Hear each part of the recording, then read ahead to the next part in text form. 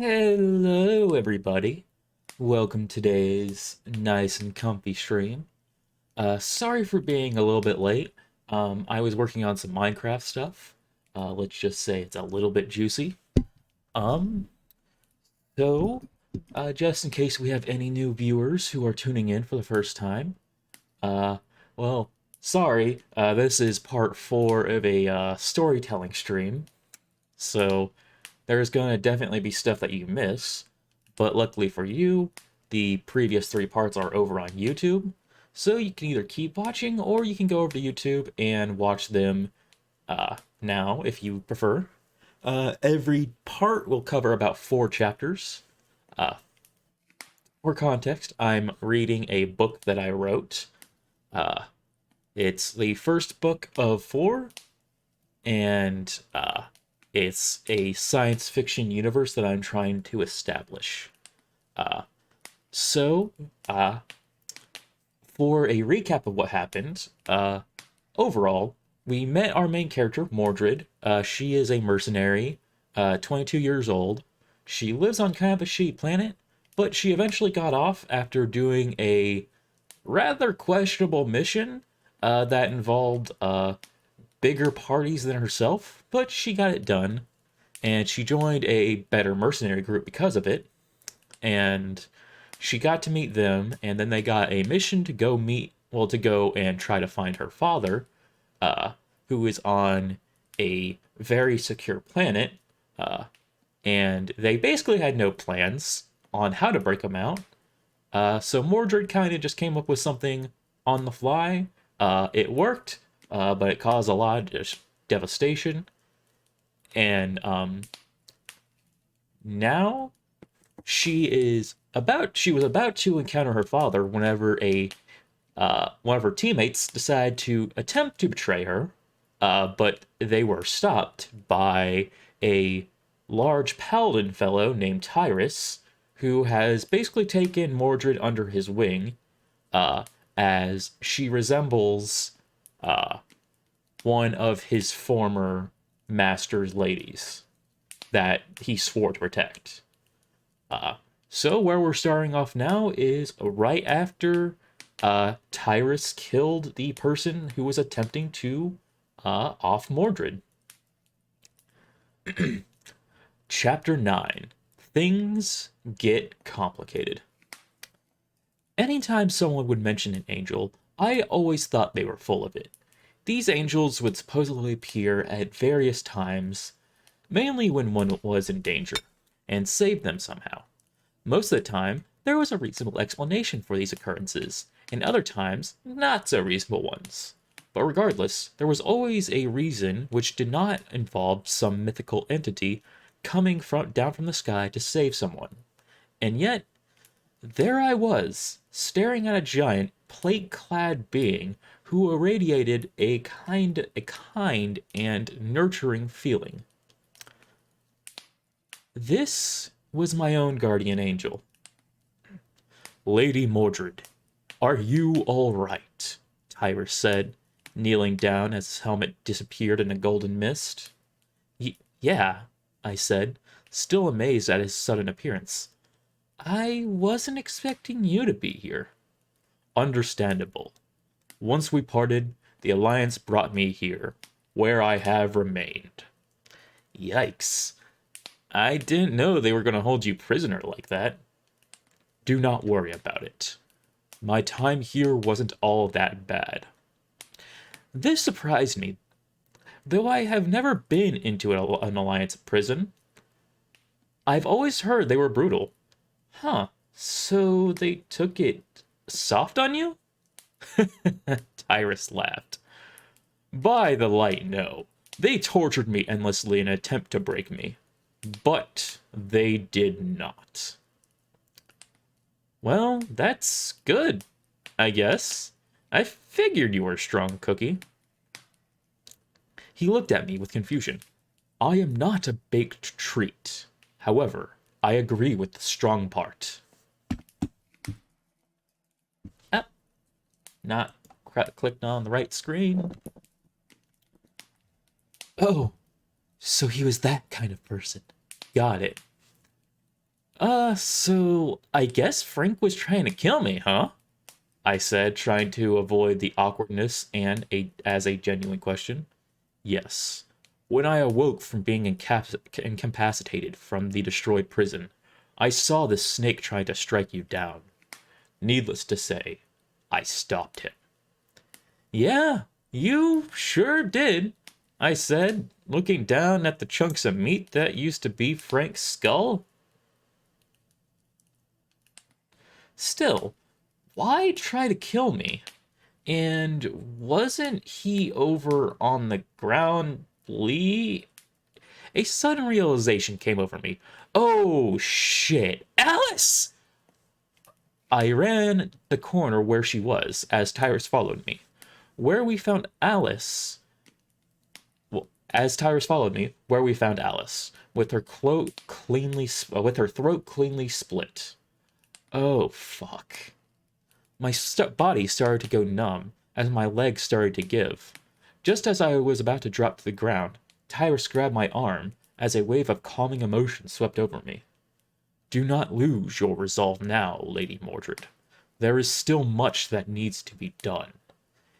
Yeah, but Alice, I said, trying to fight back the tears. Though I did not know her for all too long, she was still very kind to me. I understand, but all is not as it may seem. Your friend appears to be stronger than you think, Tyrus said calmly. What? I started, but I quickly understood. I shifted focus to magic and saw that Alice was still alive, though barely. Something was going on at her neck that I did not quite understand. Oh, she's still alive! We've got to administer first aid! No, you must go see the Vannex. I will tend to this one's wounds. But you cannot help her. These wounds are from a holy blade, and it would seem something within her is fighting its spread. Your medicine will not work. However, my healing miracles will. It was clear that arguing would be a waste of time, and the fighting in the distance only seemed to worsen. All right, I'll go and get the old bastard as you heal her. Then we'll get out of here. Very well, Tyrus said as he started a chant, but suddenly stopped. Oh, and one more thing, Lady Mordred. For the entire 6 months I've been here, he has remained unconscious. It would seem that he is still alive to some extent. However, I am unsure of his actual condition. I understood the point he was making. I'll check to see what's going on, and I'll let you know if I need help, if I need you to carry him. Tyrus nodded as he continued his chant, causing the golden mist to surround him. I went back to the cell and finally got a good look at Vannex. Despite the rest of the cell being destroyed from the prison's destruction, both Vannex and the bed he was laying on seemed to be entirely unaffected. Carefully, I started to approach the bed, drawing out my knife just in case. The closer I got, the more confident I was that it was the old man, as it seemed as if he did not age a single day in the past 17 years. Once I reached him, I could clearly see that he was alive and breathing. I placed a hand against his cheek, and it was still warm. Hey, old man, I said softly. I waited a few seconds, but he did not stir.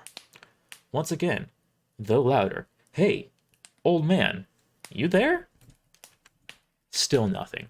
I gripped his shoulder and started to shake him. Oi, you bastard! Wake the hell up! Still nothing. Starting to feel desperate, I tried to look for signs that he was still there mentally as I got closer to his face. That's when I noticed a steady stream of drool coming from his mouth, and specific memories started to come flooding back in. With half a smile, I stood back up. Oi, old man! You don't wake up right now? You'll regret it. As I expected, no reaction. With a devilish grin, I placed a finger in my mouth and swished around, gathering all the saliva I could. Once my finger was drenched, I went over to Vannex's head and stuck the saliva-covered finger into the poor bastard's ear. And just as I hoped, Vannex immediately sat forward, vigorously rubbing his ear. God damn it, Mordred! How many times have I told you not to do that? He yelled, as I was now able to get a good view of him, and it was even more clear he had not aged a day. He had a youthful face, unkempt hair, somewhat of a beard, a deep silver eyes that made one feel as if they were staring into time itself. It was nostalgic to see him so angry. What the hell are you? But he trailed off, as he got a better look at me. You look a bit taller than I remember. Yeah, that's what time does, old man. How many times have I told you not to call me that? He whined. Also, I'm not sure you understand how time works. Kids just don't grow up that... It was clear the gears were finally starting to turn. It's been about 17 years since I last saw you, old man. Son of a... But he soon stopped. I freaking slept too long again. I stared at him in disbelief. You were asleep? This whole time? Yep, he said nonchalantly. Did someone drug you? Were you under a curse? Horribly sick? No. And yes, but no. I know this is gonna sound bad, but I was just tired. Really, really tired. So I took a nap. And accidentally overslept. Losing control, I delivered a bone-cracking punch directly in his damn nose, causing it to bend a little at a disgusting angle. People don't sleep for fucking that long! I yelled. Yeah, you got a point there. All I could say is my bad, he said, rubbing the back of his head as the blood dripped from his nose. Because you decide to sleep for so damn long, It was too hard to say. Everything I'd been through, all the lonely cold nights on the streets, the constant fight for survival, the longing for someone to look out for me. All types of pain started to swell within. I fell to my knees and began to cry as 17 long years of pain all started to come to the surface. It was clear I was trying to say something, but even I couldn't understand what I was trying to say. My thoughts were becoming a jumbled mess, as different scenes from my life started to play one after another. It was as if cold hands were dragging me down, as I was unable to move or scream. Soon, I would find myself curling into a ball, as tears continued to flow. The longer I cried, and the longer cold hands had a hold on me, the harder it became to breathe. Soon I was rocking back and forth, uncontrollably, as if I was quite literally gasping for air. But soon I felt a hand on my back, followed by another, smaller one. The cold hand started to recede, as my shaking started to slow. Tears stopped streaming down my face, allowing me to somewhat see. I turned over to see both Tyrus and Alice standing over me. Alice's neck seemingly perfectly fine. Without thinking, my buddy sprang up to give the both of them a hug as they returned it. I still felt like a mess. However, something was keeping the harsher emotions back. I noticed that Tyrus's hand was glowing, and I realized he must be doing something to calm me. As I gained more and more composure, I eventually let the two go, trying to prove that I was okay. I turned around to see Vanix on the ground, with a very bruised and cut face, bleeding. I turned back to the other two. What happened? I said, my voice still very shaky. Alice placed a hand on my shoulder. We heard you crying and we rushed over. That asshole was just standing there, confused, so we both gave him a piece of our mind and came over to help you, she said sweetly. Thanks. He deserved it. What happened? Did he harm you in any way? Tyrus added, with a concern mixed with anger. Not physically, no. He's just an asshole. Alice laughed. Some men never change. The story of my life. Did he say something snarky? Rude? He said he was taking a nap for 17 years, and all he could say was, my bad, I said, as another swell of emotions started to pour in. Did he now? Alice said, in almost a schoolteacher kind of way. Okay, let me go speak to him. She got up and walked over to Vanix, where she proceeded to kick him multiple times in the ribs, causing his body to violently move. Really now? You abandoned your daughter for 17 years, and all you can do is say, my bad. And when she literally breaks down in tears, all you could do is stand there like an idiot? Shit, I knew you were horrible, but not this much, she said in between kicks. Alice eventually did allow Vanix to sit up and delivered another punch to his face. Hey, I said I was sorry, he started as he looked up to Alice. I'm sorry. Do I know you? You look familiar, but I can't quite put my finger on it. It was clear he was thinking hard. Oh shit! Is that you, Ellen? Alice gave him a cold stare. I used to go by Alan, but that was another life I had years ago. My name's Alice now. I prefer you to refer to me as such. It was clear Vanix did not want to get punched anymore, so he decided to drop the subject. Right. I remember you talking about that, he said as he started to get to his feet. Hey, I know I may seem like the biggest asshole in the world and all, but I'm still waking up, okay? And there seems to be a lot going on, so you mind giving a minute to get myself together?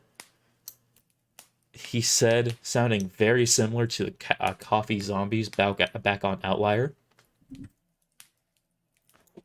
Alright, fine. We'll give you 5 minutes. Then we head out, okay?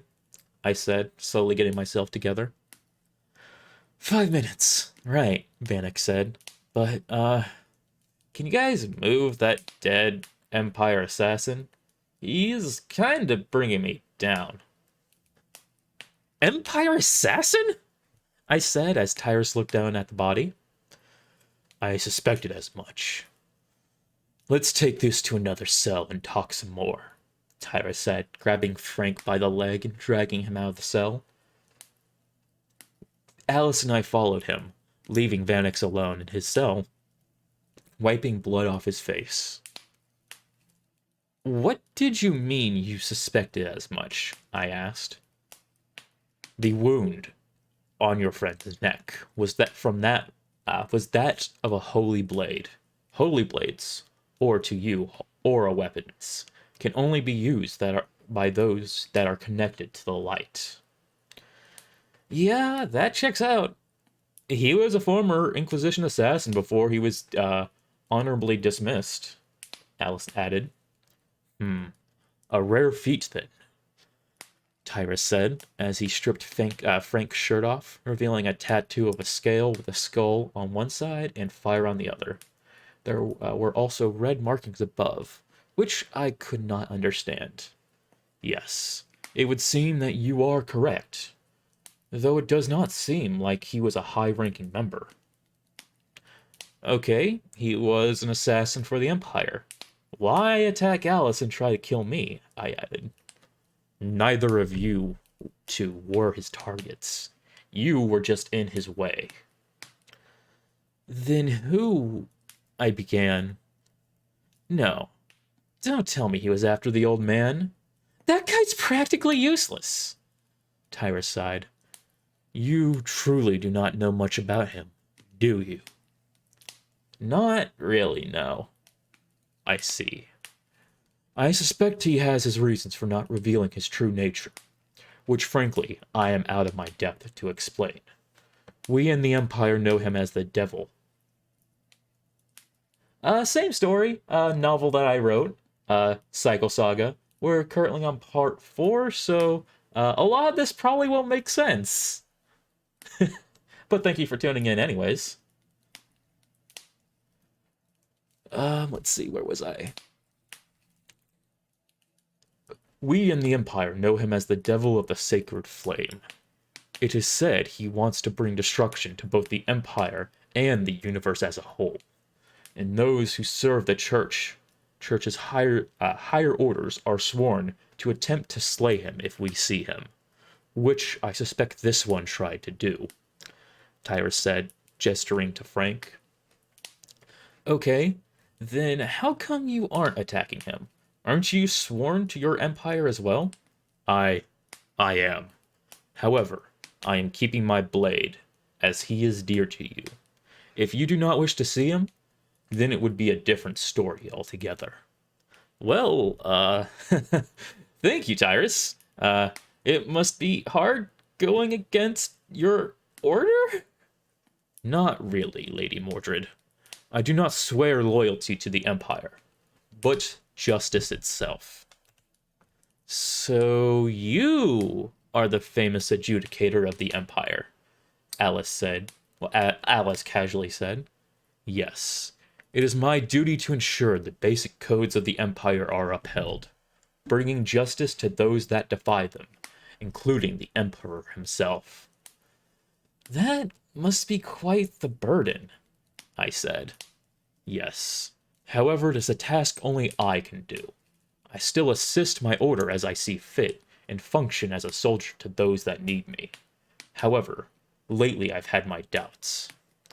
About the Empire? Yes.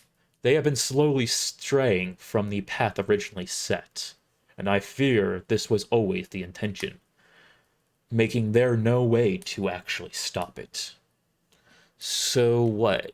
Are you going to go against the Empire, just like those guys on Outlier? I'm not sure yet. I need to speak to Arthur before I make the decision. Who's Arthur? Emperor Artorias. Wait, sorry. Emperor Artorias, Alice added. He used to go by Arthur a long time ago, but abandoned that name. I guess those close to him still use it, though. Indeed. Just then, Vanix came shambling around the corner, as if he had one too many drinks. Hey, guys? And, Miss Guys, so I have all sorts of questions. But the main one, why are we in the middle of a war zone?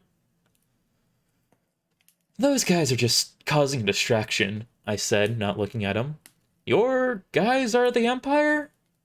I guess that explains the big guy here. What? Alice, Tyrus, and I all said at the same time. Judging by your reaction, the Imperial fleet is not your guys? Quickly, I switched my vision to look for Aura, and it seemed as if Virus was doing, it seemed as if Tyrus was doing something similar. As I did so, my stomach began to churn massively. While all I could see were vague shapes, the fact that everything upwards was glowing gold told me all I needed to know, and it seemed as if Tyrus was better able to see what was going on as his expression turned serious. They brought the Great Crusade, Tyrus said bluntly. Isn't that the largest fleet the Empire has? I said, trying to remember the most basic history. Yes, it is. He turned to both Alice and I. Tell me, what planet are we on? One near the War Belt? No, we're on Avenger, deep into Alliance space. Well, fuck. Things are going to get bad really quick, Vanix said while trying to keep... Oh, wait. Shit, sorry. Wrong character. Well, fuck. Things are gonna get bad really quick, Vanix said while keeping a playful look. Indeed, Devil. Things will get terrible. Just how bad exactly? I asked, fearing the answer.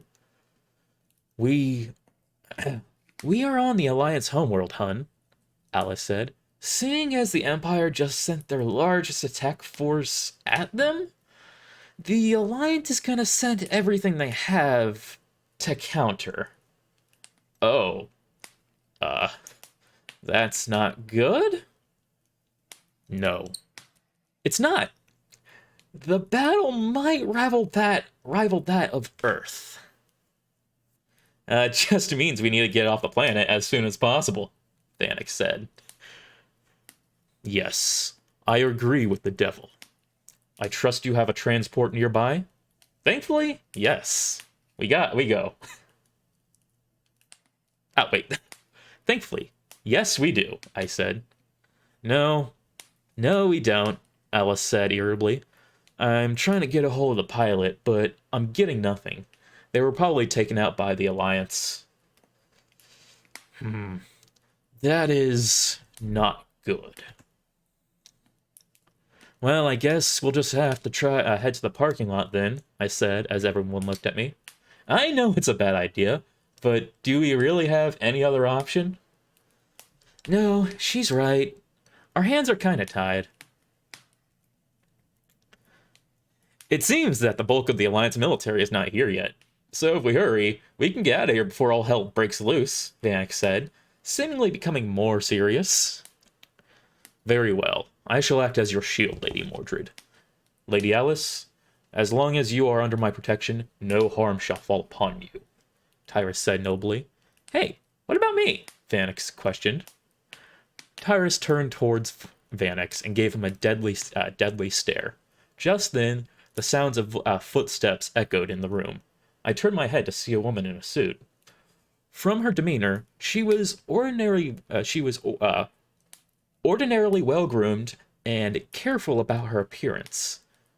However, she looked tired. She now looked tired. Her hair was a mess, her suit was ripped, and she clearly had coffee stains on various parts of her body. She looked at us, and her tired look quickly turned to seething hatred. You! She screeched. You caused this! Didn't you? Do you think you can escape me? Do you think you can run from me? I am your worst nightmare, Mr. William! As she got closer, she paused, looking at Vanek. Well, would you look at that? Mr. Vanek is also awake. Now I can torture you both! Oh, I will definitely get a raise for this. She continued to rant about all sorts of things, such as corporations, meetings, and the morning coffee pool. Tyrus turned towards the woman and outstretched his hand.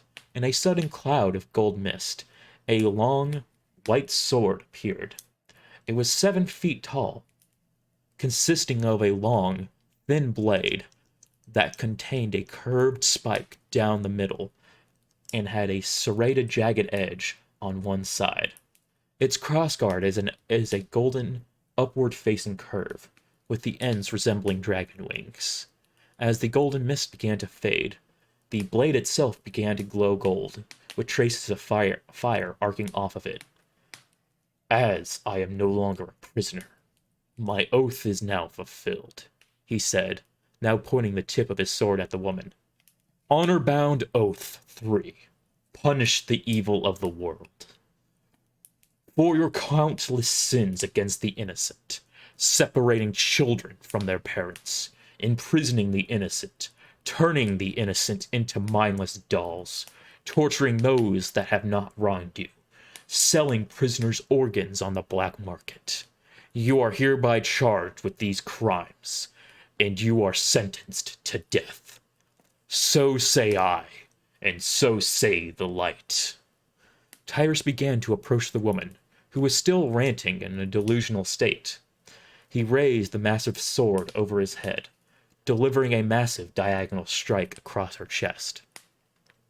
The golden fire started to erupt from the wound as the top half of her torso toppled backwards, as the bottom half forward. However, much to the rest of our surprise, the woman was still very much alive, as she screamed out in severe pain. The fire was slowly creeping across her body, as her screams only seemed to get worse. As she screamed, Tyrus loomed over his body, as if to ensure the process went as intended. Then the flames started to sputter out as the woman's charred skin slowly turned to dust. Tyrus seemed to say something, though it was not clear what. Then he turned to Vannex. "Give me a reason, devil. And that will be you. I can see your sins, and I know that they are vast." Chapter 10. On the Run. Explosions continued to rock the ground, seemingly set to tear everything apart. The others and I ran as fast as possible through the prison hallways, though every other explosion caused the prison to rock, making us lose our footing. Tyrus was leading our charge, knocking any debris and obstacles out of our way with ease. If we came across a dead end, he would just use his sword and make his own exit. "You know, that sword is really freaking impressive," I said as we turned a corner. "I knew aura weapons were something else, but I never thought they were capable of that." At a certain point, the capability of their weapons reached their peak. So, to gain more strength, powerful auras place oaths on their blades. "Restrictions that grant unique powers," Vannex said, seemingly running out of breath. "Aye," Tyrus said as he sliced a large metal beam in half. "This is honor-bound, and has 3 oaths sworn upon it." "Neat," I said, nearly rolling my ankle as I dipped into a crevice into the ground. "You should tell me about them after we get out of this mess." "I would like that."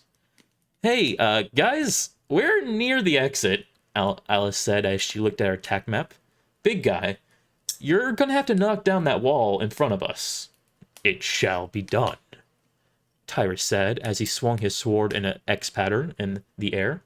Golden beams formed where he had sliced, moving forward until they hit the wall that was directly in front of us. It's not quite cleanly cut through it, making a small opening through which the sun was shining. Tyrus then started to go into a complete dash, shifting his shoulder so his pauldron would first collide with the wall. Despite the prison being made out of the Alliance's finest materials, designed to withstand planet-destroying disasters, Tyrus still tore through it as if it were paper. He stopped before the gaping hole he had created and looked downward. As we approached, we saw what he was looking at. We were at least 500 feet in the air, far too high for us to easily climb down. Tyrus grabbed both Alice and me, placing us on his shoulders, and jumped without saying anything. There was a loud thud as he hit the ground, causing dust to drift upward. We were placed onto the ground as I looked back up to where Vannex should have been. I figured Tyrus wouldn't have grabbed him. Oh, I have to.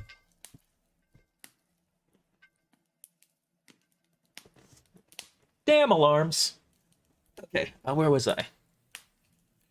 I figured Tyrus wouldn't have grabbed him, leaving the old man to find his own way down. However, as the dust cleared, nobody was where we were just Nobody was where we had just been. Panicked, I started to look around frantically. "Oi, old man!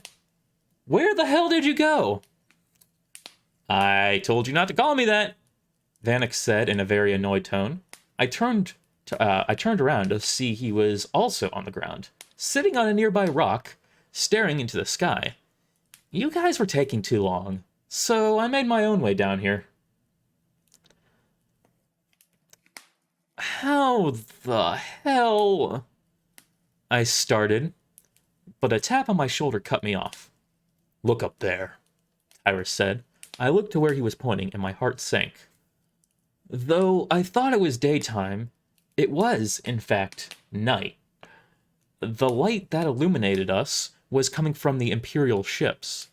There were millions of them, enough to completely block out the sky, shining brilliant holy light. The ships were so bright that one could barely even make out that they were ships. But as they moved closer to the ring, their noticeable high Gothic architecture was prominent.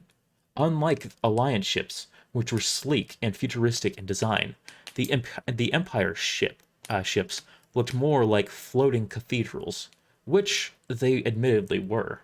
The ships ranged from the size of a small building to ships that were the size of small moons.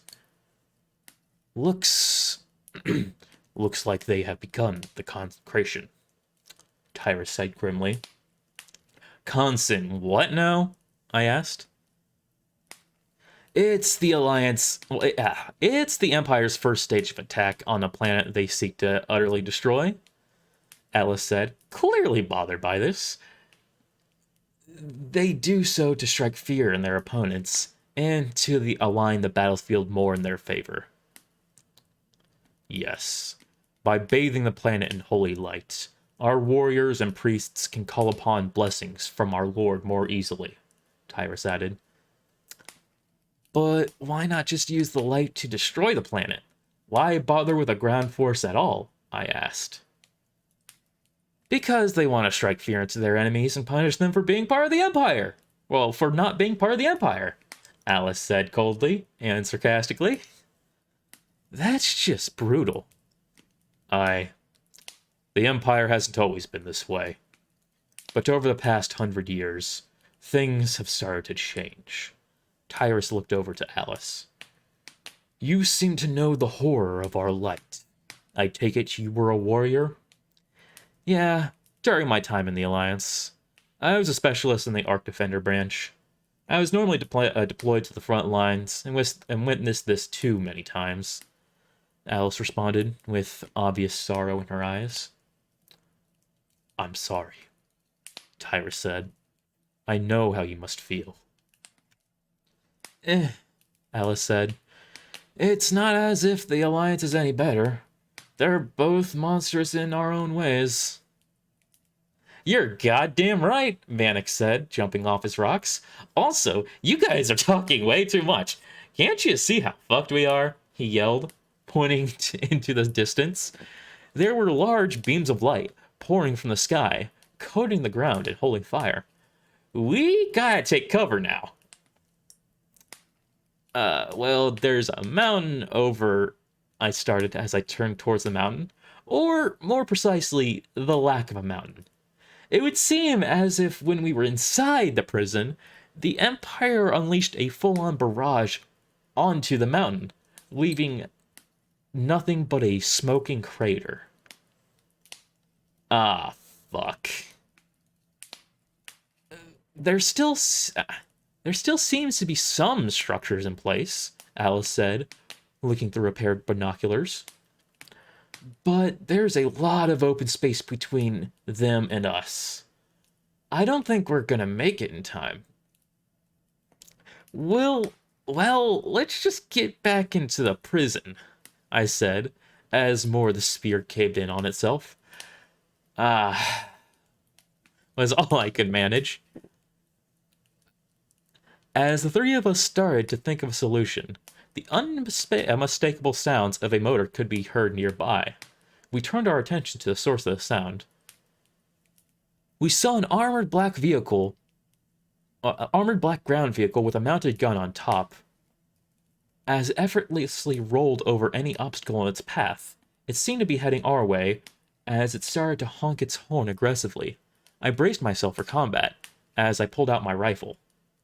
But as it got closer, and I was able to see the driver, I was able to sigh with relief. Johnny K was behind the wheel, as a severely damaged AUG was operating the gun. The vehicle rolled up to us as the side doors were flung open. Get the hell inside, meat sacks, and hold on, Johnny said, in a way that indicated he was having way too much fun. Vanix was the first to get inside the vehicle without missing a beat, taking up the rear passenger seat. Alice was next, following closely behind. I started for the vehicle when I noticed something important. I don't think you'll be able to fit, I said, turning towards Vanix. He looked at the vehicle, then back to me, slowly discovering he was too big. It would seem I would not, he said in a somewhat upset tone. Maybe there is a larger one? I started. No need. I will follow behind closely. How do you plan on doing that? By running, he said bluntly. Huh. Right, I said, turning towards the vehicle. Oi, get out of here. The two of us are going to find our own way. All right, Meat Sack. We will send you the coordinates of a ship we learned the location of. From very, very squishy Alliance dump sacks, Johnny K said, still having too much fun. Tyrus grabbed my shoulder firmly and brought me to look at him. Lady Mordred, please get into the transport. It is to hell with that. As far as I see it, you save me, you are cool to me, and you're a damn friend. So, I'm not going to let you be on your own without backup, I said firmly. The giant crusader seemed to be taken aback by this, as if he got slapped by something heavy. Very well, Lady Mordred, but I must warn you about the... I must warn you on the day... Oh, please. I'm not scared of dumb beams of light. If you truly do insist, he said, picking me up by the waist and placing me onto the back of his neck, you better hang on. The vehicle containing the others started to drive off as Tyrus and I followed. To my surprise, we were actually keeping up. We must have been going about 70 miles per hour, and Tyrus showed no signs of slowing down. It was honestly a great deal of effort to hold on to the speeding crusader as he jumped around to avoid obstacles in his way.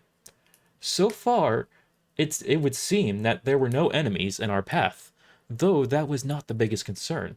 Quickly approaching us, the rays of light continued to cloak the ground in golden flames.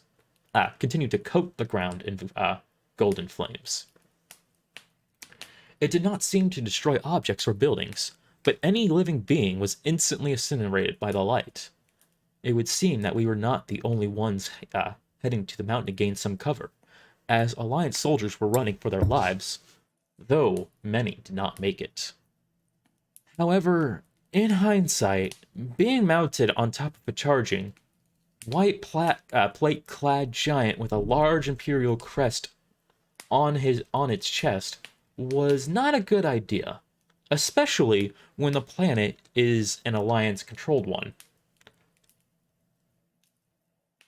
which the Empire was also attacking.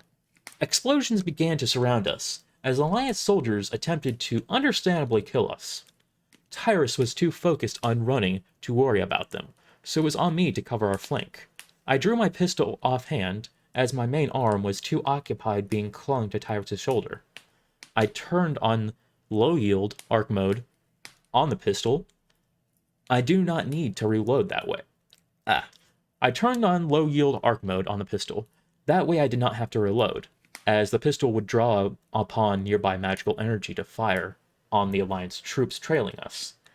I was not trying to hit anyone in particular, just trying to slow them down. When they attempted to fire a volley of missile at us, I opened fire rapidly and attempted to take out some of the oncoming ballistics.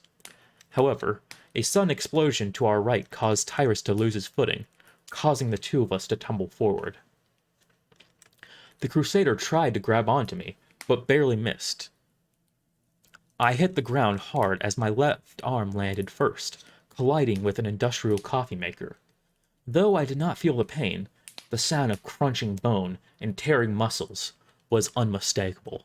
I continued to roll through the rubble as random bits of metal lacerated me. By the time I actually stopped moving, my entire body felt numb, as I was barely able to stand. I could not move my left arm, as it seemed to be hanging on by a few strands of flesh. My right arm, while functional, was cut up and bruised, as it felt like something was broken. My legs seemed to be better off, though many deep cuts were exposed to the air. Needless to say, I was pretty fucked up at this point. But as the smoke cleared, an unfazed Tyrus appeared, looking larger than life. He clearly swore as he saw my injuries, as he tried to use a healing miracle on my arm. But unfortunately for both of us, That did not work. Using my good arm, I reached into my sack to pull out a sabler and some bandages. I handed them over to Tyrus, who knew what to do. I grabbed a rubber stick from my bag and placed it in my mouth, as Tyrus aligned the two pieces of my arm. He stapled the arm together, as it felt... As he stapled my arm together, it felt as if insects were biting away at my arm. I wanted to scream from the pain, but the rubber stick stopped just that. As he put the last staple in, I handed him a tube of Metagel, which he took, and started to apply it around the staples. It would not make my arm functional, but it would keep it attached. He also took the chance to patch up other wounds, He also took the chance to patch up other wounds I got, wrapping them gingerly with bandages. With me all patched up, he patted me on the head and turned around where Alliance soldiers opened fire upon him. He patted me on the head and turned around to where Alliance soldiers opened fire upon him. I did not see what happened next. However, it sounded gruesome. Crusader came back to view, his white armor now drenched in blood. He bent over, offering me a hand, which I gladly took up. But things quickly went to hell. Just as I grabbed Tyrus' arm, did I notice the wall of light behind him. As soon as the light touched him, flames started to consume him. Though this warrior of light was mighty, even he was no match for this raw, holy power.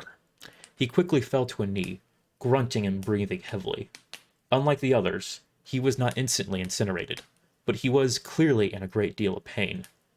I could hear him constantly chanting, which I recognized as his healing miracle. It would seem that he was healing the damage he was taking, though I do not know how well it was working.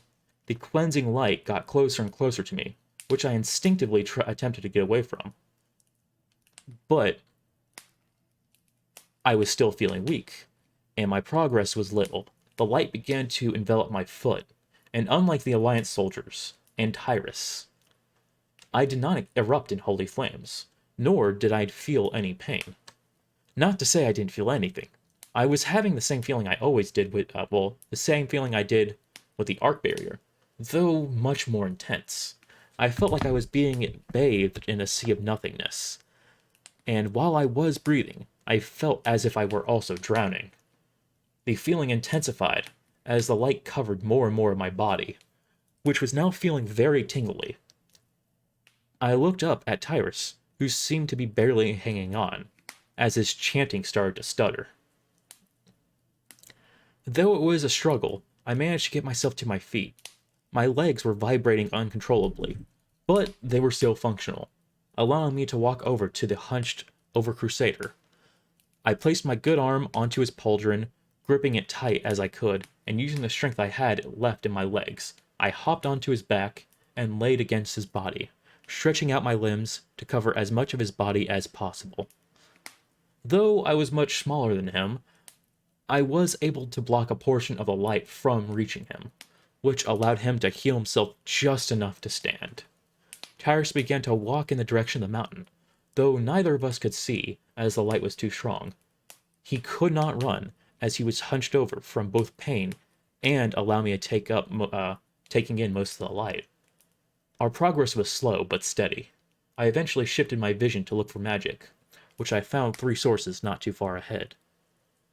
I told this to Tyrus, and directed him where to go. Eventually, we reached a wall, which Tyrus was able to knock down. It was abundantly clear we were in cover, as the light was being blocked, allowing us to see correctly. Once we were decently in cover, Tyrus immediately collapsed as I rolled off his back, exhausted. The 2 of us were breathing heavily, exhausted beyond belief. But even though the 2 of us could barely move, we mustered enough strength to give each other a fist bump before our bodies entirely failed us. I was unsure of Tyrus, but I did not lose consciousness. 2 figures rushed over to us and started to say things. I couldn't hear what they were saying, nor could I see who they were, other than blue dots. I briefly closed my eyes for a moment, and they were gone.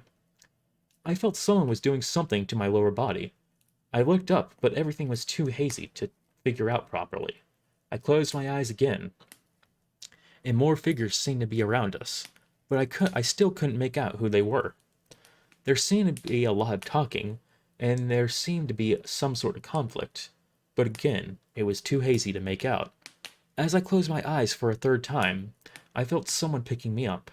I could barely see the figure, and they appeared to be someone wearing bright white armor. I felt a wave of relief, as I was happy to see Tyrus was okay, and as I shut my eyes once more, I would feel myself drift into a deep sleep. Chapter 10.5.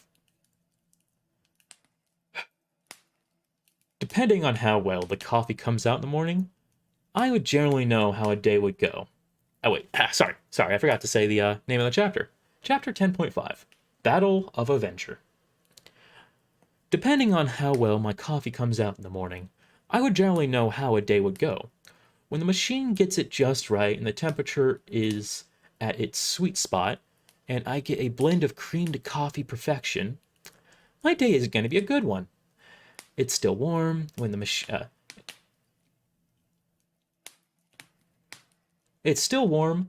machine does a good enough job, and I still have more coffee than cream. It's going to be an average day. Ah, shit, okay. Hold on, It's going to be an average day. But of all 33 years have I served in the Alliance Navy, have I ever had a cup of coffee this utterly revolting? To start out, my coffee maker is automatic and has a water line directly connected to the kitchen's tap. This way, I don't have to worry about refilling it. However, another line takes priority, which I have connected to my reserve supply of imported glacier ice water. Just like there are two lines for water, so too are there two sources of coffee beans. One is that runs their ship and is decent quality. The second is my personal stash, which is grown from the most well-known coffee plantations in the universe, which also takes priority. Now, I'm no stranger to one or both of my personal stashes failing and having a cup of completely average coffee. But today was proving to be the exception to everything. To start, there was a clog in the primary water source, meaning the tap water was used. And unknown to me, maintenance put out an email earlier that morning that the sewage line had bust, contaminating the tap line. As for the coffee beans, I seem to have forgotten to refill my imported supply, so the ship's supply had to do. And once again, unknown to me, some lower enlisted decided to play a joke, replacing the coffee beans with baked beans. And 3 hours earlier than usual, my coffee maker made this monster brew. Now, this has happened before, and I do not mind the odd cup of coffee in the morning, so I thought nothing of it. I went over to my fridge, got my creamer, and poured a little bit too much than I should, causing the cup to overfill. I cleaned up my mess and went to take a drink. To say that this cup was horrific was an understatement. My toes curled, and my stomach immediately started to churn. I spat the rancid brew out as my tongue felt like it was burning. I rushed over to the fridge, only to discover that the power was cut, meaning that anything that could spoil did. I picked up a bottle of ginger ale and started to down it in a vain attempt to wash away the horror that was in my mouth. As I investigated what created that monstrosity, I would continually dip my tongue in ale, cursing every 5 seconds. As I decided to get coffee from the dining facility, I knew that today was going to be an awful day. Now with my mouth forever traumatized, I continued my regular morning routine. Soon, I was in my combat fatigues as I was heading through the halls of the AA Mega Dreadnought Hades. Though not down my usual route, I had to make a stop by the dining facility, and much to my irritation, there was a long queue for coffee. I usually do not like to pull rank on others, especially on trivial matters such as this, but I was already irritated enough. I looked over to see a meek, lower enlisted, E1 by the looks of it, and began a fake cough to get his attention. The poor girl looked up at me in confusion, scanning my body to see my rank.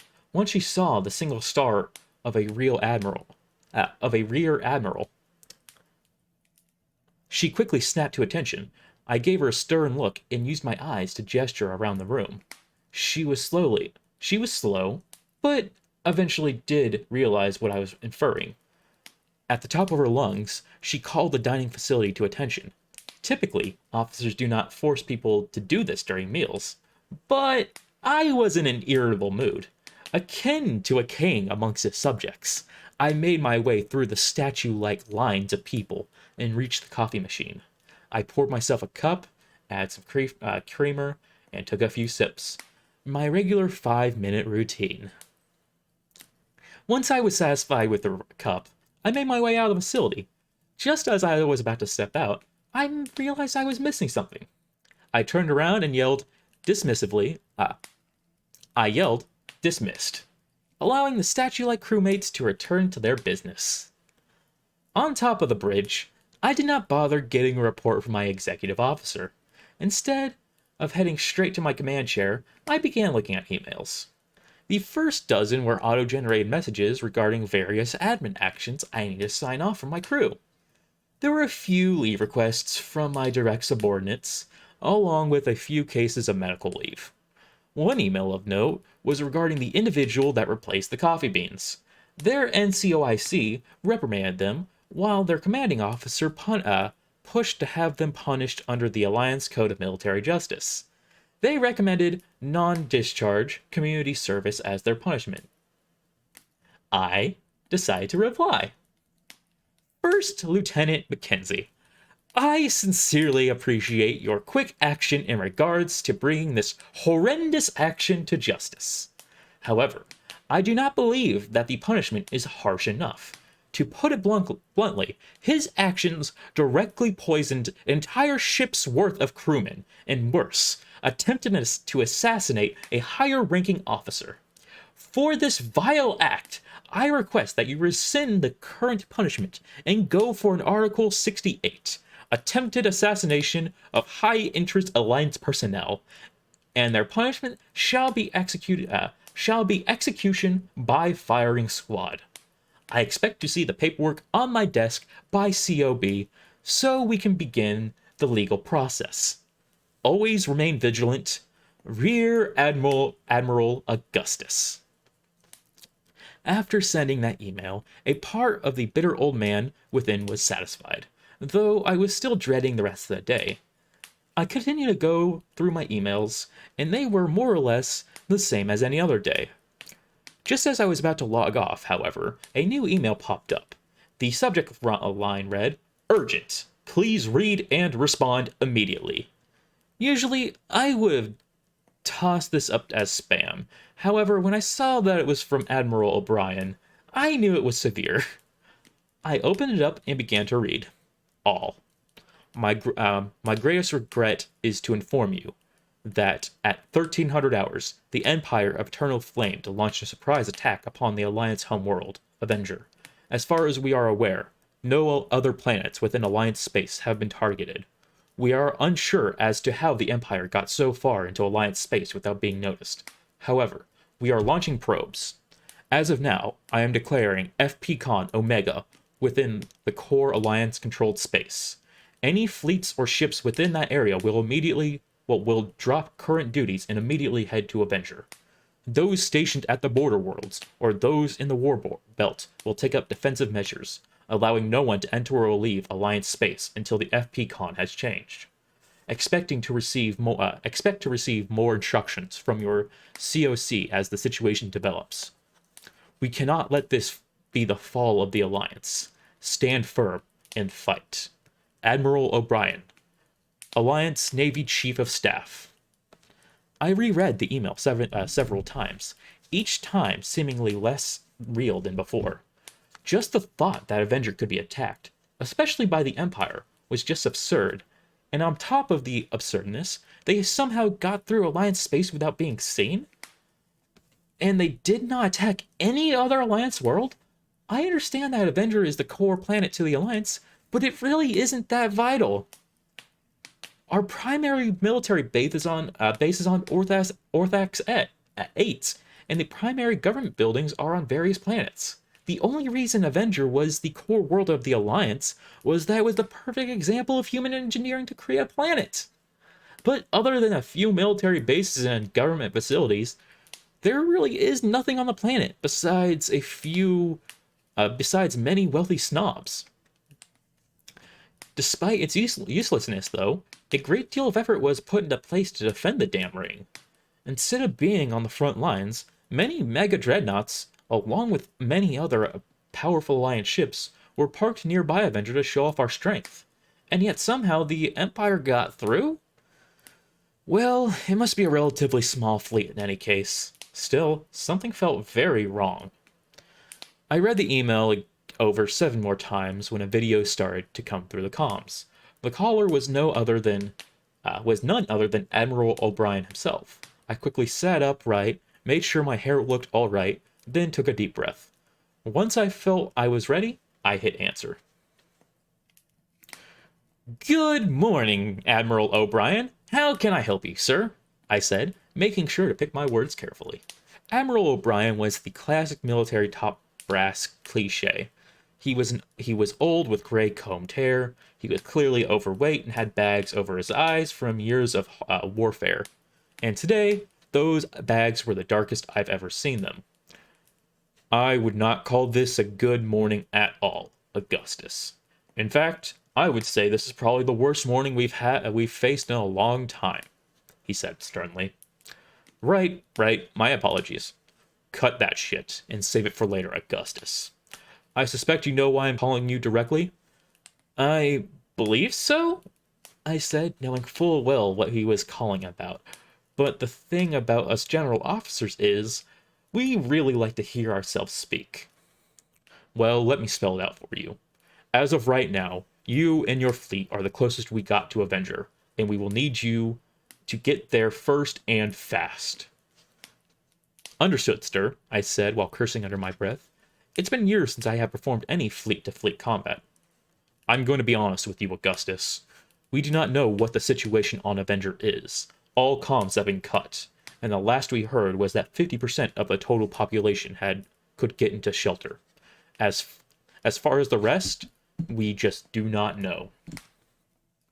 "Any idea on the size of the fleet? Surely if it got past all our defenses, it must be small, right?" "We do not know. But prior readings support the idea that it is a small force." I sighed in relief. "Then is a full force response needed?" "Normally, I would say no. But leadership wants a full show of force, even if it's overkill. We want to send a message to the Empire that they fuck with us, they get fucked back." "So I assume a counterattack is in the works?" "There are talks of one, yes. However, the priority is getting the Empire out of our territory." "Understood, sir. My fleet will head out immediately. Have your comm teams report back to HQ on a 30-minute basis. Full reports. No need to redact. We need clear insight as to what is going on." "Understood, sir. I will have my men comply. Between you and me, Augustus, something is not right about any of this. What's worse is that upper leadership does not seem to be bothered by this. Though you have your orders, please be careful. You still owe me a round of drinks." "Will do, sir. I will destroy the Imperial fleet and head straight over to buy you around." "Sounds good. Admiral O'Brien, signing off." The monitor went dark. The rest of the crew on the bridge were entirely silent as they heard the whole conversation. Without a word, I got up from my chair while picking up the ship's central comm. I gestured to my crew to connect all 100 ships within my fleet, to which they complied. I took a deep breath. "Attention, all within the 707 Alliance Grand Fleet. I have just received word that the Alliance's homeworld, Avenger, is under attack by Imperial forces. We do not know how they got there, nor do we know their motive. What we do know is that they are somewhere where they shouldn't be. And since we are the closest fleet, it is up to us to personally tell them. Effective immediately, all personnel will take up combat positions. I want all operators in their mechs, ready to deploy at a moment's notice. I want every gun on every ship manned and ready to fight. If you are in a support role, such as janitorial, admin, or cooks, help out however you can. Even if it's just moving supplies around. I will not lie, we will be walking into hell. But we are the best damn fleet in the Alliance. Like hell are we going to let those holy bastards make us look bad. And if we kick their asses before any other fleets arrive, I will ensure every last one of you gets an extra 30 days off. Hell, I'll personally pay for us to all go to a fucking tropical planet. So, you know what's at stake, and you know what's to gain. Now, let's get out there and fight for the damn Alliance. As I stopped, the entire crew on board the Hades started to cheer. Those on the bridge clapped and immediately resumed their positions, frantically pressing buttons, typing, and other navigational duties. I went over to my chair, where I brought up multiple screens, showing my ship's status, the overall fleet status, and the comm channel for other ships' captains. Once I got the green light from the other ships, I authorized a mass ArcNet jump, and the 707th was off. As we went through ArcNet, I had a terrible gut feeling. Something was very off. I was sure I was going to regret this later. However, it's better to do it now and deal with the paperwork later than not. Hades, you are authorized to lift restriction 0, I said to the ship. A cold, haunting voice echoed through the bridge as the temperature dropped massively. Why, thank you, Admiral. I will be sure not to let you down. You better not. The only reason I'm letting you loose is that I understand your fear, Admiral. The smell of death is strong, but I will do what I can. However, something is stirring in the shadows. I thought so. Any idea what it might be? I do not. I would investigate further. However, I am adjusting my systems for heavy combat. Do not deploy them until I give the order. We've got to see what we're up against first. Very well, Admiral. We shall be reaching Avengers soon. I will leave you to your thoughts, the cold AI said as the bridge started to warm back up. Though AI was illegal within the Alliance, a notable exception was made. With the power of Arc, we have found a way to recreate and digitize the gods of old. Depending on their role, they are given many different jobs. For example, Hermes, along with other messenger gods, are the moderators of ArcNet. The more powerful gods, like Hades, are often utilized for military purposes. They can range from small arms all the way to dreadnoughts, such as the Hades. Because of the god's sheer power,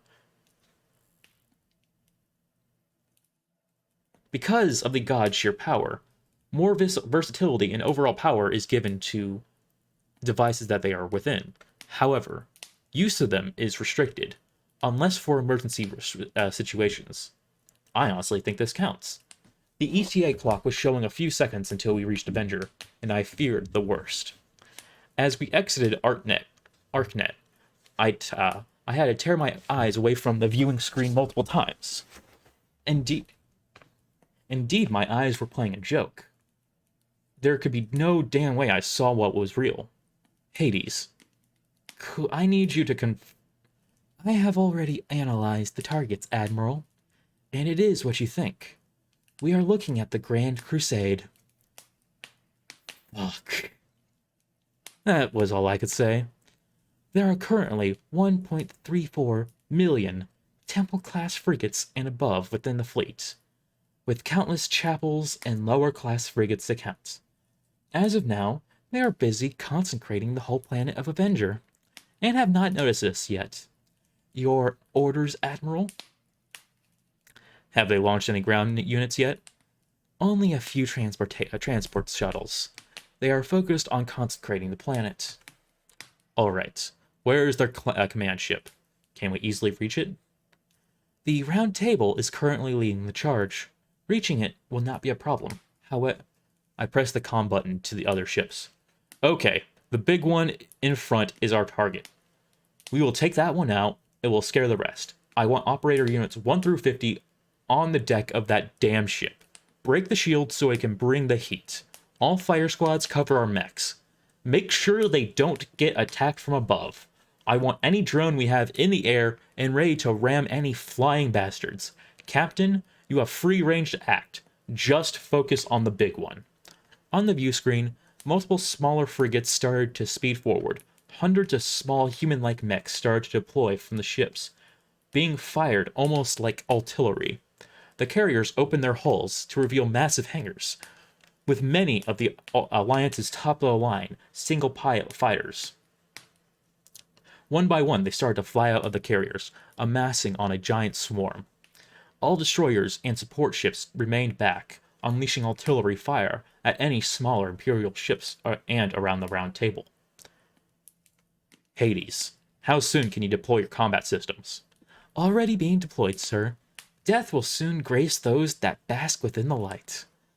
How I wish I could have used this. How I wish I could have gone against Zeus like this. No time for that. Deploy the systems as soon as you can, I said, pressing the comm button for the Hades. Attention crew. Prepare stations for level 0 combat mode. I repeat, prepare stations for level 0 combat mode. The already busy bridge went into overdrive as the crew was prepping for what was to come. Breathing deeply, I pulled up a view of the Imperial fleet. So far, they still have not noticed us, which allowed our ships to get into position. It has been ages since I last seen one. Still, the pearly white walls of an Imperial ship's golden trimming, and an Imperial ship's golden trimming were fantastic and absolutely terrifying. When the Alliance first encountered these unique ships, we would laugh. They looked like flying buildings and had no outward defenses or weapons. However, as we soon found out, they did not need any. Unlike our ships, theirs did not rely on shields. Instead, the armor itself posed the most significant challenge since it's made out of hardened aura. And depending on the ship and the clergy that supports it, we would either need an impossibly powerful weapon or become creative. The solution we came up with was sending our mechanized units onto the ships themselves, breaking through the doors and reaching the clergy to take them out, weakening the aura, allowing us to open fire and tear their ships apart. As for weapons, another sect of clergy, or battle clerics, combine their efforts to create a mega miracle, attacks which can be on par with mega dreadnoughts. These attacks would generally take the form of beams of light, but can take on any other forms.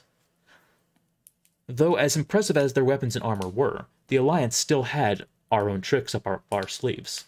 Since aura can go through metal if it's focused enough, the Alliance must rely on arc shields to protect our mechs and ships. However, its reliance entirely depends on how much energy we have to power our shields. Not all power banks are made equal, so an attack that would break through a mech shield wouldn't register a dreadnought. In addition to our shields, we also have arc weapons that can severely damage aura armor. However, it's more effective against organic targets. The most they can do is create a momentary hole in the armor. Admiral, activating combat mode, Hades said, as the bridge itself started to move and shift around. As it did this, the first of our mech units landed on the round table and started trying to tear down the doors.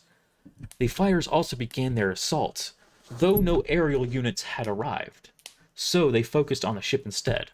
The destroyers continued to open fire upon Imperial ships, which did not seem to notice us. Something was definitely wrong. Combat mode engaged. Ready to move on to your orders, Hades said. The long mega dreadnought, which ran 100 miles from port to stern, was now in the form of a human, or more specifically, the Greek god Hades, with a gnarly twin-pronged bone spear at his side and his full battle armor. Green miasma started to surround him as phantoms of those who died nearby began to rise, swirling around the god of death. Every bone in my body was screaming at me that something was amiss, that we should retreat right away and figure out what was going on. but despite that, I went against my better judgment. Attack. Full force is authorized, I said, turning on the comm to the other ship. Order the mech units and ships to stand down. Artillery open fire. Hades is moving in. Immediately as I said this, the mech units disengaged and went to a safe distance, remaining on standby. Though it was massive, Hades was able to move fast, especially in this form. In no time at all, we were upon the round table. The destroyers were opening fire, lighting up the Holy Palace. In a single clean motion, Hades ran his spear into the front doors of the round table, causing the doors in nearby areas to set ablaze in green fire. The ship's gunners also opened fire as Hades attacked, making this mega dreadnought a genuinely terrifying weapon. As the ships continued to burn, Hades jammed his spear into the hull, causing a giant green gas cloud to appear. A large mass of bones appeared from the gas cloud, creating hundreds of skeletal soldiers, all of whom marched into the blazing temple. As it was safe to say we were doing quite the amount of damage. And yet... Hades, how much damage have we actually done? I asked with creeping suspicion. By my estimations, 0. Hades responded flatly. Hades, now that we are in range, how many life forms are we detecting on the round table? Also 0. What the hell? How can there be 0 people on this ship? Hell, it's still firing its stupid beams of light for arc's sake. Calculating. That was all the god AI could say. Calculating? I said irritably. Huh. What? It would seem that the Grand Crusade isn't really here. What? I said again, this time with more confusion. How the hell are we standing on the damn thing and attacking it if it's not here? I am detecting high amounts of magical energy, along with a massive gravitational anomaly. It would seem that a potent mage has merged 2 sections of space, creating a third which exists in a pocket dimension. We see physical objects within that dimension. However, because they do not fully exist in real space, we cannot affect them, just observe. Well, how do we get in? Or get them out? I spat. It would seem we can't.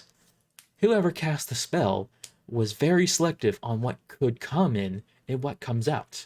Only whenever the spell ends will the 2 sections be separated, taking or leaving things that have entered or left the areas. This will cause the pocket dimension to disappear as well. So what you're saying is that merging 2 sections of space, they could steal Avenger from us? Theoretically, yes. However, it would seem that we still do not know their intentions. Right, I said, quickly deflating.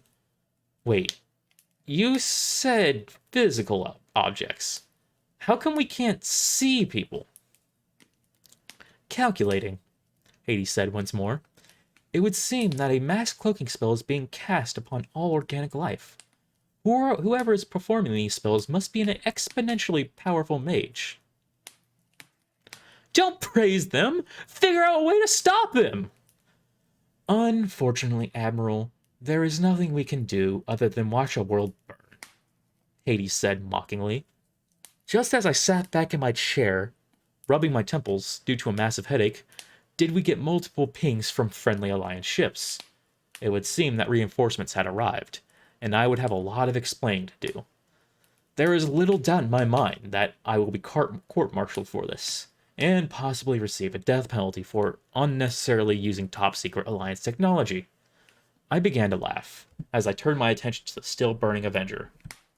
You know, I guess it is a good day to watch a world burn. Let me check to see how long this chapter is. Because I know what chapter this is. I kind of want to save it for... Okay, alright. Yeah. We'll do this chapter now. Chapter 11. Captured. By the time I woke up, I felt as if the world felt as if it were spinning. But since that world was a ring, it would already be spinning? But wait, don't planets spin on their own? Just that those living on it don't notice? The first few seconds of being consciousness, I was already giving myself a headache. A great sign that one was still alive. Honestly, I wish I could have stayed asleep, as the room I was in was creepy as all hell. It was dark, and the only light sources were crude candles. The candles would cause ominous shadows on the walls, and give various decorations an eerie feeling. It took my eyes some time to adjust to this low light level, but I noticed other people in here once I did. I could not see their faces, as they wore full-bodied white robes trimmed with gold. I instantly knew they were some type of priests. However, the flickering flames made them seem more like devilish cultists. There were 4 in total, all of whom were standing around a table across the room. They seemed to be performing some type of chant, but whatever it was eluded me. To get a better view of what was on the table, I attempted to set myself up. This turned out to be a massive mistake, as waves of pain coursed throughout my body, forcing me to lay back down. Worried there might be some anti-moving device on me, I looked down at my body to see it was covered in many bandages, and the bed I was on, though looking old-fashioned, was unmistakably a hospital bed. As I looked at the bandages that covered my body, I started to piece together facts. I wasn't in some form of evil cult place. I was in a damn hospital! I turned towards one of the robed people and started my pestering. Oi, robe guy, why am I here? What's the diagnosis? Where is everyone? And frankly, where can I get some food? I'm starving. All four robed individuals seemed startled by my sudden outburst, as they all jumped and looked in my direction. It took them a moment to realize I was actually awake and talking at them. They exchanged glances, the type that screamed, "I don't want to do it," and eventually one sighed and made their way over to me. As they got closer to me, I was actually able to see their face, and much to my shock, it was not some creepy old dude, but instead a young-looking boy, no older than 15. "Greetings, Lady Mordred. I'm glad to see you're finally awake." "Oh, great. You know me, but I don't know you. Let me guess, I'm being held prisoner, aren't I?" The boy seemed taken aback. "Well, I guess in a sense, yes?" "Knew it," I said, sensing fresh blood. "So, since you seem to be just a minion, can I talk to whoever's in charge around here?" Well, I don't know about that. You're sure..." However, the sudden sound of a door being opened cut him off, as another robed individual walked in. However, they seemed to carry themselves like a seasoned worker. They too looked very young, but something about this woman's eyes told me that she was older than she seemed. Now, Godfrey, attend to the Crusader. I will assist Lady Mordred, as she is a special case." "Yeah, Godfrey, let the experienced ones handle me," I said, regretting being so childish. The woman turned back to me and smiled. "It's good to see you in high spirits. After injuries like yours, we were all worried." My body chose that moment to unleash a spasm of pain. "Yeah, well, I'm still not 100% yet. I take it you guys don't have the good stuff?" Yes, I believe you're referring to your alliance medicine. Unfortunately, we do not." "Oh, so you guys must be Empire, right?" "Yes, and I hope you don't dislike us too much. Alliance, Empire, Pirates, all the same in their own weird ways. Where I fret over who controls you, and you can't control it. I say judge someone by their character." The woman placed her hand upon mine. "I'm thrilled to see that such a young lady, such as you, has become so wise. Many adults never look at things that way. Hold on to that outlook and cherish it. It will make life all the more bright." Yeah, save the crappy crap. Well, save the sappy crap. The only reason I don't see borders is because I'm a merc. I only work for whoever pays the most, so my loyalties change. That's all. The woman continued to smile at me with her eyes, as she seemed to read right through me. Well, I'm sure you will look at it differently one day.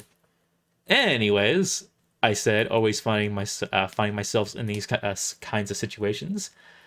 Now that I know who you guys are, where am I? And, more importantly, how'd I get here?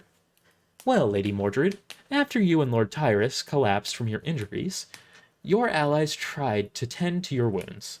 However, they were too great. Luckily for them, we had already sent a means of transport to pick the three of you up, along with your robot companions. Wait. You guys were already heading our way? To pick us up and not fight. And what do you mean by three? There were four of us, along with the trash can and dog. Please don't worry about that for now. It will get explained to you shortly. I do not know all the details myself, just how you came into my care. All right, then just continue. Why, thank you, she said sincerely. Your allies tried to argue against us taking you. However, they soon saw that they didn't really have any other option, and that the Alliance would surely kill them on sight. Yeah, we kinda did break into an Alliance prison. If it wasn't for you guys, we would have been screwed. Very much so, she said bluntly. Once you were on board the Round Table, we took both you and Tyrus into urgent care. However, unlike Lord Tyrus, who we could use the power of light to heal, you were a different story. Yeah, I guess that stuff doesn't really work on me. Except for Tyrus. Weird comping thing. Oh, he's still using that old trick, is he? The woman left. Huh? Oh, it's nothing. Just for your reference. What he does there isn't aura, arc, or magic. Alright then. Anyways, since our usual method of healing aren't working, we honestly thought we were going to lose you. What, did none of you take a first aid course that didn't involve shiny magic? The woman laughed once more, even snorting a little. Well, actually, no one else has. It seemed like I was the only one who was actually curious enough to perform surgery on her dolls as a child. What? Oh, calm down. I'm mostly joking. I was not always a member of the church. Back in my early days, I was a combat nurse, tending to the wounded on various planets. Oh, damn. That's actually kind of badass. Well, I couldn't just sit around and do nothing. So when I did join the Empire, I did maintain my skills a little, working on soldiers that have sadly passed. So I'm the first live patient you worked on in about 100 years, she said sweetly. Uh-huh. Well, it seems like you did a good enough job, though I'm in a lot of pain. I wish I could have done better, to be honest. The tools we have aren't the greatest, as the Empire really doesn't need medical tools. And compared to Alliance nurses and doctors, I'm but an amateur. She looked away from me. While I was able to treat your wounds, your arm is a different matter. Immediately worried, I looked over to my left arm to see that it was still attached. However, when I tried to move it, it would just barely move. Oh, yes. I was able to reattach some nerve endings. However, I am not skilled enough. Using the last Medigel you had, I was able to fix the bone and ensure the arm stayed attached. However, it will not function properly. I'm afraid you'll have to seek out Alliance medical care, as they will definitely do a better job than I did. Hey, at least I still have an arm, so really, thanks, I said, trying to sound cool. Why, thank you, Lady Mordred. I know it may not help much, but I do have some pain medication, though it's not that strong, she said, holding out her hands, which held 3 red tablets. Hey, anything will help at this point, I said, grabbing the tablets and downing them in one go. I take it I'm stuck here until I'm feeling better? I take it you are well versed in hospitals, huh? I've been in quite a few scraps that didn't go so well for me, so yeah. I could see that. You do seem to be the type of person who wouldn't back down. You know it, I said, trying to flex, but instead causing more pain. Now, Now's not the time for that kind of stuff. For now, you need to take it easy. It's going to take some time for your body to heal, and we don't have anything to assist you. Oh, yay. But once you can walk around without issue, you're free to explore the ship, along with talking to a very special person. Who would that be? Oh, come on, Lady Mordred. That would just be ruining the surprise. Just know you have something to look forward to.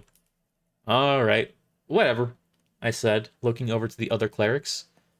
Now that I was sitting up, I could see that a person was on the other bed, and just the size told me who it was.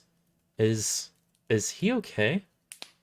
A slight look of sorrow overtook her cheerful face. For the most part, yes. He did get severely injured from the light. However, something saved him from taking more damage than he could handle. He will make a full recovery, but I do worry about him sometimes. No, are you his mother or something? No, but I am his adoptive daughter, Amber. As I've said before, I was a field medic. However, what I didn't say was that I was 10 years old at the time. Oh. Oh, damn. That must have been hard.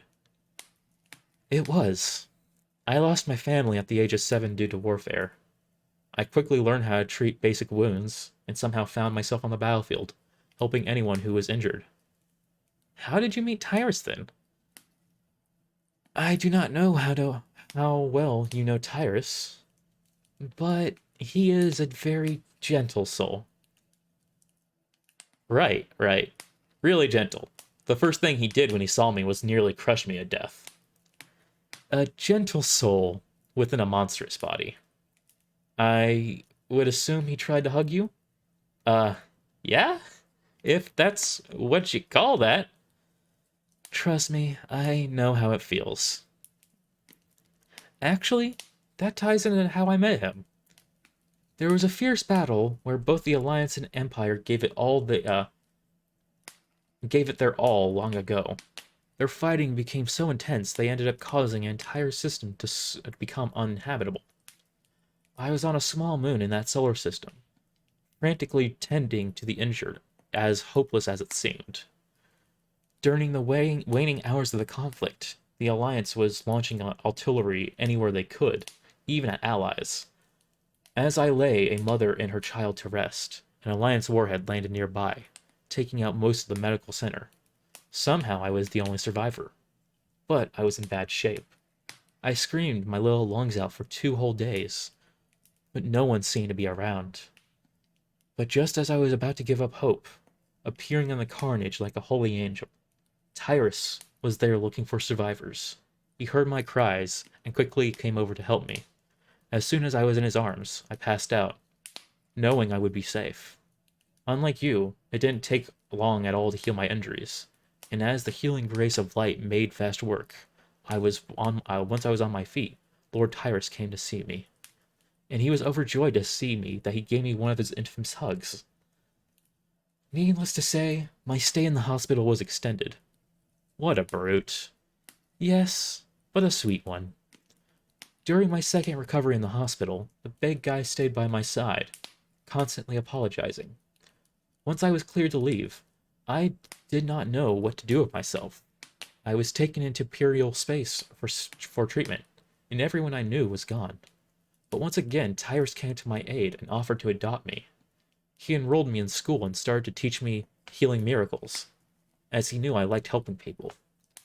He wasn't always around, but when he was always kind and caring. Huh. I wouldn't know how that feels, I said, thinking back to how Vanix reacted. Did you lose your parents as well? Amber gently asked. In a way, yeah.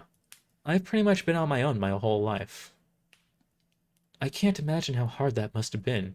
Amber placed her hand on mine. But Lady Mordred, though I haven't known you for long, I can see that you're a strong, kind person. Even if you try not to act like it, it's okay to look to the past and feel sad. But you must look to the present and the person you have become, because that person before me, That person that Lord Tyrus saved is amazing in her own ways. I was speechless.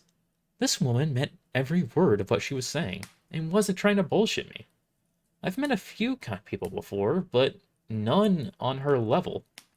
Well, why, thank you, Amber. That's actually really nice to hear. She smiled.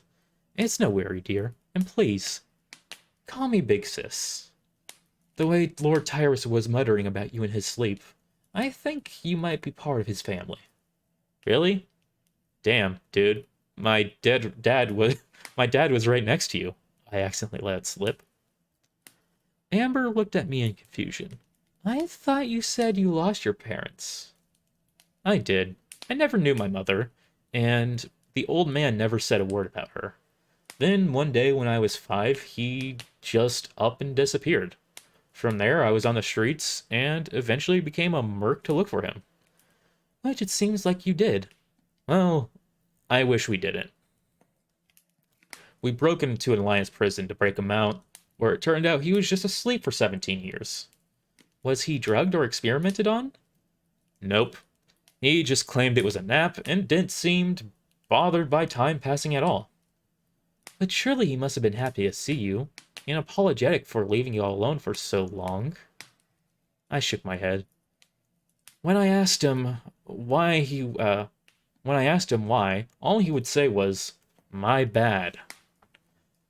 Needless to say, I didn't take that well at all. Before I knew it, my head was buried in the woman's chest, as she wrapped her warm arms around me. I have no words, Lady Mordred.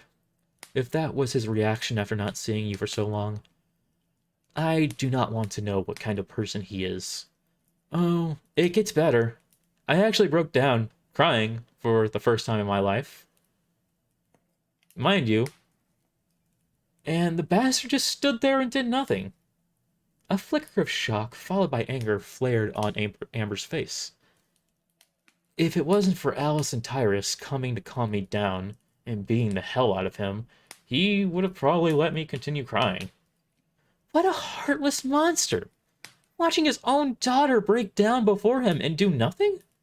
Absolutely disgusting. That is why we call him the devil. That is why we call him the devil, a familiar but shaky voice said. The two of us looked over to see Tyrus sitting up as golden mist surrounded him. An unfeeling monster, which ruins all that it touches. The one who will bring ruin to the universe, doing so with a smile upon his face. Tyrus, you surely don't mean it, Amber asked, horrified. Aye.